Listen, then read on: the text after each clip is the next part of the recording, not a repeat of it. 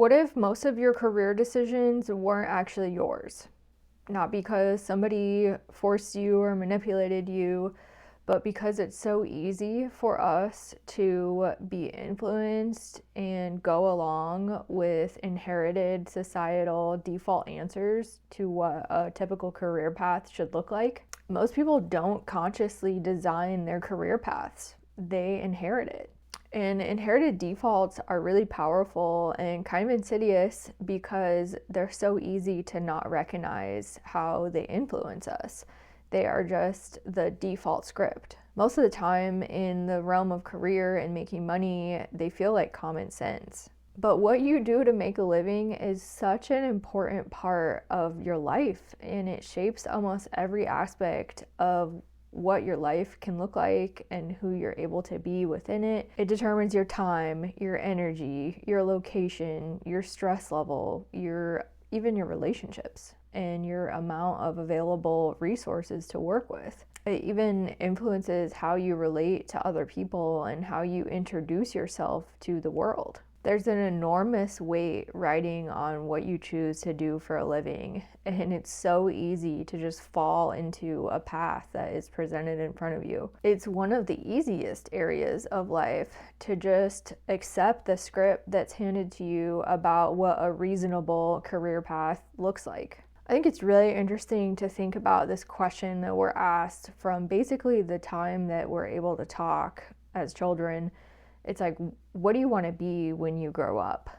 And notice how that's framed. It's not what kind of life do you want to have, what kind of person do you want to be in that life. It's what do you want to be in a vocational sense that kind of determines how the world sees us and how we choose to see ourselves from such a young age. Vocation becomes a piece of our identity even before we've had a chance to question it.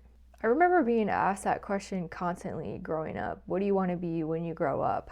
And I never had a great answer for it. It's not because I wasn't ambitious or didn't think big things were possible for my life. It's just because what I wanted wasn't attached to like a vocational title. I wanted peace, I wanted freedom, I wanted the time and freedom to explore my interests and what was interesting to me. But it wasn't in a sense of a single track path to being a one career minded person. And that was never an acceptable good answer to the question of what do you want to be. The question isn't about how you want to live. It's about what role you want to occupy in this system that we live in order to make a living. Of course, we all need to make money. Making a living is non-negotiable, but because it's so necessary, we rarely question how we do it. The structure and the importance of your answer to that question gets accepted long before we have a chance to really examine it and what it means for our lives. And now we're in a generation where we're constantly exposed via social media and the internet to all these other people's stories of how they're making a living. It becomes so much harder to tell where your actual aspirations for yourself and your life end and where somebody else's projections of success begin. Social proof quietly replaces like honest self-inquiry and asking ourselves those questions from a blank slate state. And there's so many more scripts now in front of us to grab onto than really there used to be. But the default script of career stability that has preceded this didn't come out of thin air either. For decades, and most of the authority figures in our lives as younger people and our parents, our teachers, they were operating under completely different circumstances than we find ourselves in now. And long-term employment and loyalty to a company meant predictable, steady promotions and job security. Geographic boundaries were so real and opportunities were pretty much local for employment and opportunities for advancement. But we don't live in that world anymore. The internet pretty much collapsed the idea of geography and needing somewhere to be local in order to be a source of income or income generation for you. And it's made it so much easier to make an income that isn't tied to one single institution. Opportunity is no longer purely local. And yet, so many of us are still operating under a career script that was built for a different era. This script assumes that you're supposed to pick a path early, climb it consistently, stay steady, and that steady investment of years and years of your life and your time equals safety.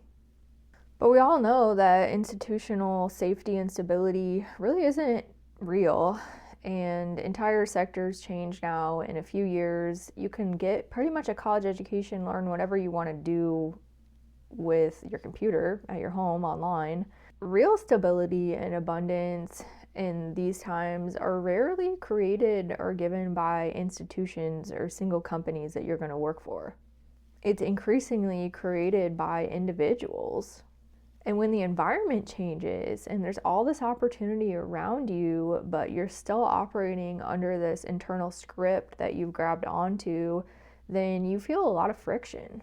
You know that there's different, probably better opportunities out there for you to shape this huge part of what determines the circumstances of your life, but it's so hard once you're on that track and once you've accepted that script to kind of write your own.